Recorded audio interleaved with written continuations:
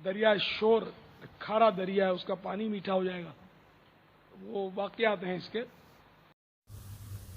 شب قدر کی رات کے بارے میں مشہور ہے کہ سمندر کا پانی میٹھا ہو جاتا ہے جس رات شب قدر ہوتی ہے.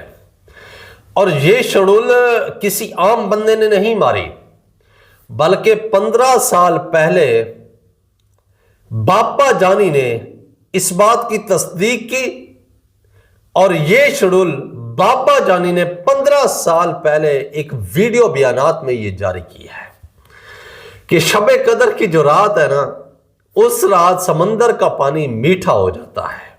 وہ دریا شور کھارا دریا ہے، اس کا پانی میٹھا ہو جائے گا. وہ واقعات ہیں اس کے. کون ہیں یہ لوگ؟ کہاں سے آ جاتے ہیں؟ کون لے کر آتا ہے ان کو ایسی ایسی شڈولیں مروانے کے لیے؟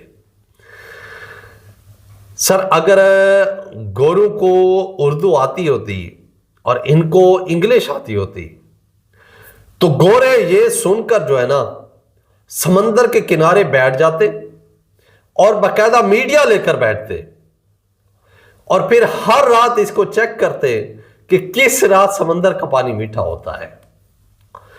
دوسری بات شب قدر کے بارے میں جو غلط فہمی ہے کہ کہتے ہیں کہ اس رات جو ہے نا ہر ایک چیز سجدہ میں گر پڑتی ہے. یہ بھی جھوٹ کے اوپر مبنی ہے.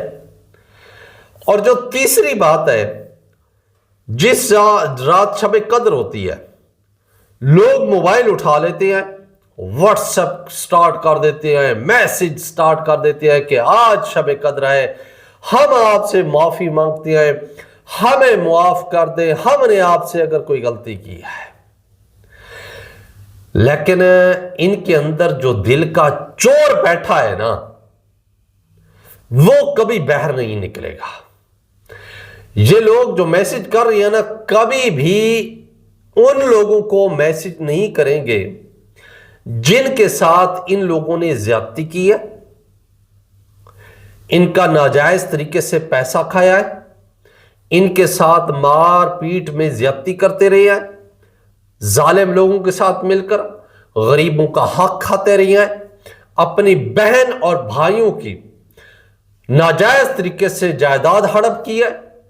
جو میسج کرے کبھی بھی ان لوگوں کو اس طرح کا میسج نہیں کریں گے کہ جناب ہم نے آپ کے ساتھ زیادتی کی، آپ کا ناجائز پیسہ کھایا، آپ کی ناجائز طریقے سے ہم نے جائیداد کھائی.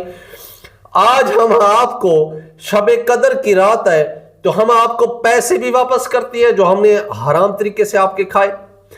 ہم نے اپنے بھائی بہنوں کی جائیداد ہڑپ کی تھی، آج ہم وہ بھی آپ کو واپس کرتے ہیں. آج شب قدر کی رات ہے، اعمال لکھنے کی رات ہے، پورے سال کا ایک اعمال نامہ بننا ہے، تو آج ہمیں معاف کر دیں. یہ جو میسج کرنے والے ہیں نا شب قدر کی رات کے معافی کے، ان کو بتائیں کہ یہ والی بات کر کے دیکھیں، کیونکہ ان کے اندر دل کا چور بیٹھا ہے. صرف زبانی کہہ رہے ہوتے ہیں، ان کی نیت نہیں ہوتی ہے کہ ہم اس طرح کا معاملہ کریں. بھائیو، قرآن مجید میں 3 مقامات کے اوپر اس کا ذکر موجود ہے جس میں اللہ تعالیٰ نے قرآن مجید اس بابرکت کتاب کو نازل کیا، اور اس بابرکت مہینے میں وہی شب قدر کی رات بھی ہے، وہی برات چھٹکارے والی رات بھی ہے، وہی لیلۃ المبارکہ بھی ہے. سب سے پہلے جہاں پر قرآن میں ذکر ہے وہ سورہ الدخان ہے، سورہ نمبر 44، آیت نمبر 1 سے لے کر 6 تک. اعوذ باللہ من الشیطان الرجیم، بسم اللہ الرحمن الرحیم. حامیم والکتاب المبین. حامیم یہ حروف مقطعات ہیں. اس کے بارے میں اللہ اور اللہ کا رسول صلی اللہ علیہ وآلہ وسلم کے سوا کوئی نہیں جانتا. والکتاب المبین، یہ ایک واضح اور روشن کتاب ہے. انا انزلناہ فی لیلۃ مبارکۃ انا کنا منذرین، بے شک ہم نے اس کتاب کو، اس قرآن مجید کو برکت والی رات میں نازل کیا ہے، لیلۃ المبارکہ، برکت والی رات میں نازل کیا ہے، اور بے شک ہم ہی خبردار کر دینے والے ہیں۔ فیہا یفرق کل امر حکیم، اس رات میں پر حکمت کام کے فیصلے صادر کیے جاتے ہیں۔ امر من عندنا، طے شدہ احکام جو ہے نا ہماری طرف سے، اللہ ہی کی طرف سے ہوتے ہیں۔ انا کنا مرسلین، یقیناً ہم ہی رسولوں کو بھیجنے والے ہیں۔ رحمت من ربک، یہ رحمت ہے، یہ رات بھی رحمت ہے، اور یہ قرآن مجید، یہ اللہ کی کتاب، برکت والی کتاب بھی رحمت ہے۔ انہ هو السمیع العلیم، بے شک وہ خوب سننے والا اور خوب جاننے والا ہے۔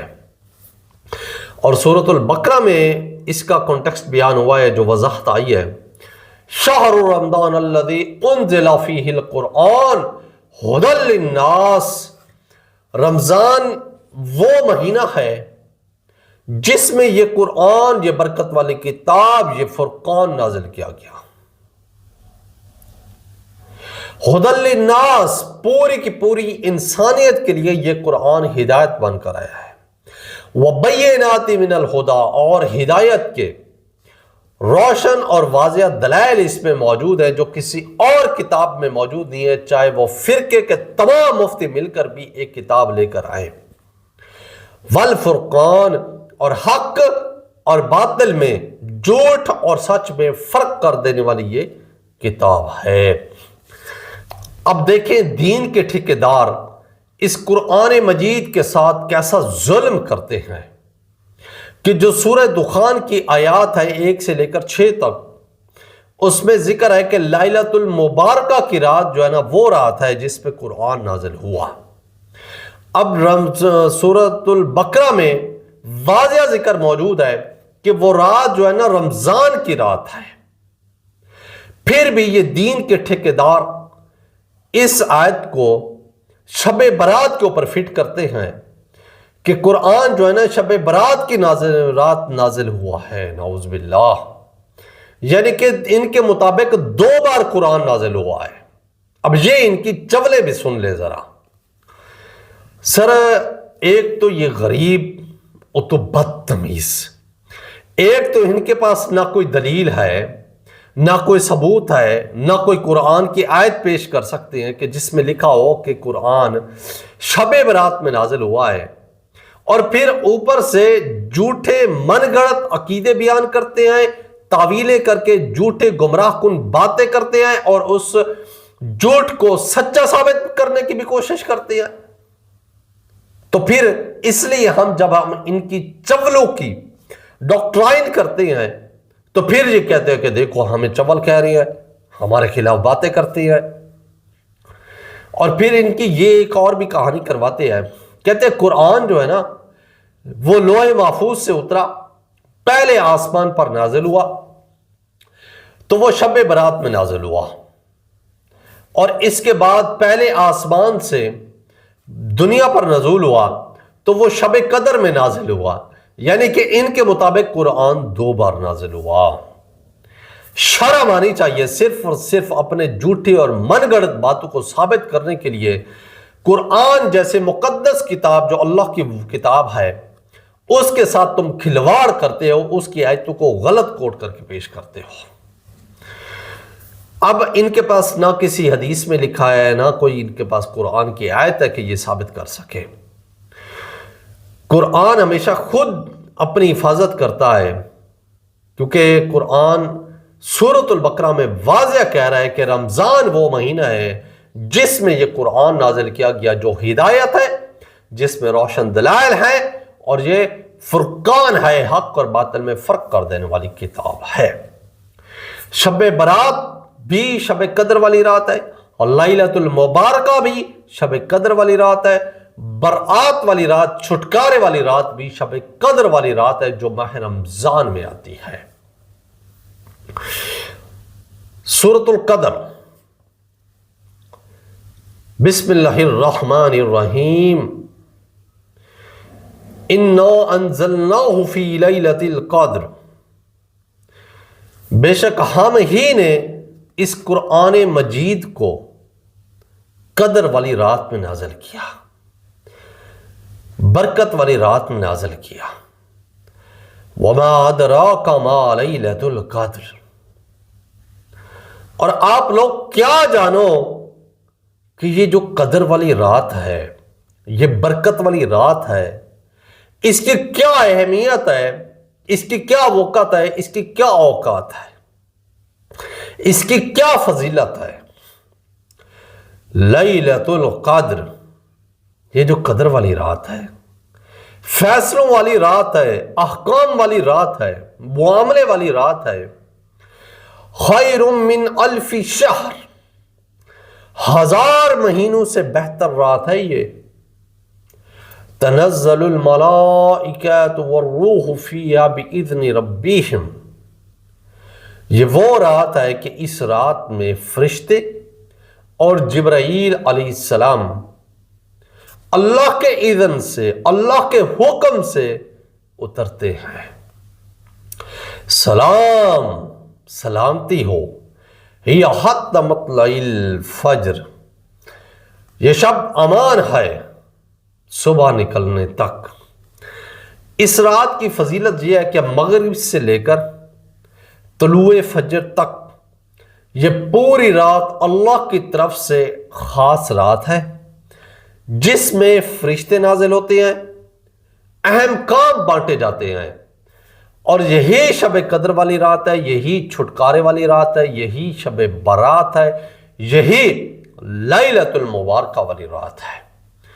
جتنے بھی انعام ہیں شب قدر کے معاملے میں، سارے کے سارے انعام اسی شب قدر کے بارے میں ہی ہیں۔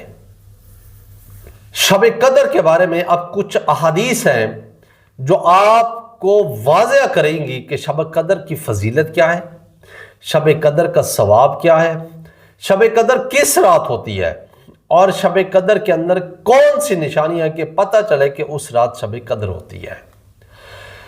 مشکات میں 2029 نمبر حدیث ہے، حضرت عائشہ رضی اللہ تعالیٰ عنہ روایت کرتی ہیں کہ رسول اللہ صلی اللہ علیہ وآلہ وسلم جب رمضان المبارک کا آخری عشرہ ہوتا تو نبی کریم صلی اللہ علیہ وآلہ وسلم اپنی کمر کس لیتے، ساری رات جاگتے اور اپنی ازواج مطہرات کو بھی تلقین کرتے، انہیں بھی جگا کر رکھتے کہ وہ بھی اللہ کی عبادت کریں۔ اب آخری عشرے کے بارے میں جو یہ ذکر ہے کہ شب قدر ایک رات کو نہیں کہا گیا کہ اس رات ہی شب قدر ہوگی، اس کے اندر کیا حکمت چھپی ہوئی ہے یہ ہم آگے چل کر آگے بیان کریں گے۔ حدیث نمبر 2 مشکات میں 1958، رسول اللہ صلی اللہ علیہ وآلہ وسلم نے فرمایا، جس نے لیلۃ القدر کا قیام ایمان کے ساتھ اور ثواب پانے کے لیے کیا تو اللہ تعالیٰ اس کے گزشتہ سارے گناہ معاف کر دے گا، لیکن یہ صغیرہ گناہوں کے بارے میں ہے، کبیرہ گناہوں کے بارے میں نہیں ہے۔ جس نے رمضان کے روزے ایمان کی حالت اور ثواب کے لیے رکھے، اس کے گزشتہ سارے گناہ معاف کر دیے جاتے ہیں۔ یہ صرف صغیرہ گناہ کے بارے میں ہے، کیونکہ کبیرہ گناہوں میں نماز ہی سب سے بڑا گناہ ہے، جس کے بارے میں مشکات میں 564 نمبر حدیث ہے۔ آپ صلی اللہ علیہ وآلہ وسلم نے فرمایا، اگر بڑے بڑے کبیرہ گناہوں سے بچا جائے تو ایک نماز سے دوسری نماز، ایک جمعہ سے دوسرا جمعہ، ایک رمضان سے دوسرے رمضان، درمیان کے تمام گناہوں کا کفارہ بن جاتا ہے، اگر کبیرہ بڑے بڑے گناہوں سے بچا جائے۔ لیکن نماز ہی کبیرہ گناہ ہے، جو مسلم میں 569 نمبر حدیث ہے۔ آپ صلی اللہ علیہ وآلہ وسلم نے فرمایا، بندے اور کفر کے درمیان، شرک اور اسلام کے درمیان فرق صرف نماز کا ہے، یعنی کہ جو بندہ نماز نہ پڑھے وہ شرک کرے گا، جو بندہ نماز نہ پڑھے وہ کفر کی طرف چلا جائے گا. یہ حقیقتاً میں کافر نہیں ہو جائے گا بلکہ اس کے جو کردار ہے نا وہ کفر والا ہو جائے گا. مشکات میں 2083 نمبر حدیث ہے. رسول اللہ صلی اللہ علیہ وآلہ وسلم نے فرمایا کہ شب قدر کو رمضان کے آخری عشرہ کے طاق راتوں میں ڈھونڈو. 21، 23، 25، 27. مشکات میں 2086 نمبر حدیث ہے. اب یہاں پر نشانی کے بارے میں ذکر ہے کہ کون سی نشانی سے پتہ چلتا ہے کہ شب قدر کی رات کون سی ہے. ابو سعید خدری رضی اللہ تعالیٰ عنہ روایت کرتے ہیں کہ رسول اللہ صلی اللہ علیہ وآلہ وسلم نے رمضان کے پہلے عشرے کا اعتکاف کیا اور فرمایا میں اس عشرے میں رات کو تلاش کرنا چاہتا تھا لیکن مجھے نہیں ملی. پھر رسول اللہ صلی اللہ علیہ وآلہ وسلم نے درمیانے عشرے کا اعتکاف کیا. پھر فرمایا کہ اس عشرے میں بھی میں نے اس رات کو تلاش کرنے کی کوشش کی لیکن وہ رات نہیں ملی شب قدر. تو رسول اللہ نے فرمایا میرے پاس ایک فرشتہ آیا اور مجھے کہا کہ وہ آخری عشرے میں ہے. تو رسول اللہ نے فرمایا جو شخص میرے ساتھ اعتکاف کرنا چاہتا ہے تو وہ آخری عشرے میں کرے. تو پھر فرمایا کہ شب قدر مجھے معلوم ہو گئی، پھر مجھے بلا دی گئی. اب اللہ تعالیٰ نے فرمایا کہ رسول اللہ صلی اللہ علیہ وآلہ وسلم اس وقت تک نہیں بولیں گے جب تک ہم نہیں چاہیں گے. اور رسول اللہ نے فرمایا وہ آخری عشرہ کی طاق راتوں میں رات ہے. پھر فرمایا کہ میں نے صبح خود کو کیچڑ میں سجدہ کرتے دیکھا. یہ نشانی ہے شب قدر کی کہ رسول اللہ نے فرمایا کہ جو شب قدر والی رات ہوگی اس رات کی صبح جو ہے نا میں نے اپنے آپ کو کیچڑ میں سجدہ کرتے ہوئے دیکھا. اس سے اہل تشیع کا جو موقف ہے نا وہ زیادہ درست ہے کہ سجدہ جو ہے نا مٹی کے اوپر کیا جائے، کیونکہ رسول اللہ صلی اللہ علیہ وآلہ وسلم نے کیچڑ جب سجدہ کیا تو اس کے ماتھے پر کیچڑ کے نشان، مٹی کے نشان لگے ہوئے تھے. اس لیے اہل تشیع جو مٹی کی ٹکیاں لے کر آتے ہیں اور اس پر سجدہ کرتے ہیں یہ اس وجہ سے کرتے ہیں. ان لوگوں نے کوئی اور دین میں تبدیلی یہ نہیں کر دی کہ وہ ٹکیا کیوں لے کر آتے ہیں، وہ اس وجہ سے لے کر آتے ہیں. وہ کہتے ہیں کہ مٹی کے اوپر سجدہ کرنا افضل ہے. راوی بیان کرتے ہیں کہ اس رات بارش ہوئی. مسجد کی چھتیں جو ہے نا وہ کھجور کی ڈالیوں سے بنی ہوئی تھی. مطلع جو ہے نا بالکل صاف تھا اور ایک چھوٹا سا ابر آلود بادل کا ٹکڑا آیا جو بارش سے بھرا ہوا تھا اور وہ برسنے لگا. پھر رسول اللہ صلی اللہ علیہ وآلہ وسلم نے ہم کو نماز پڑھائی اور میں نے رسول اللہ صلی اللہ علیہ وآلہ وسلم کی پیشانی پر ناک پر کیچڑ کا نشان دیکھا. اور وہ ابو سعید خدری کہتے ہیں کہ یہ 21ویں کی رات تھی. اب ابو سعید خدری کہہ رہے ہیں یہ 21ویں کی رات تھی، لیکن آگے مشکات میں عبداللہ بن مسعود اور رات بتاتے ہیں. وہ کہتے ہیں کہ عبداللہ بن مسعود رضی اللہ تعالیٰ عنہ کہتے ہیں کہ جس نے سال بھر قیام کیا اس نے شب قدر کو پا لیا. تو ابی بن کعب رضی اللہ تعالیٰ عنہ نے کہا اللہ اس پر رحم فرمائے.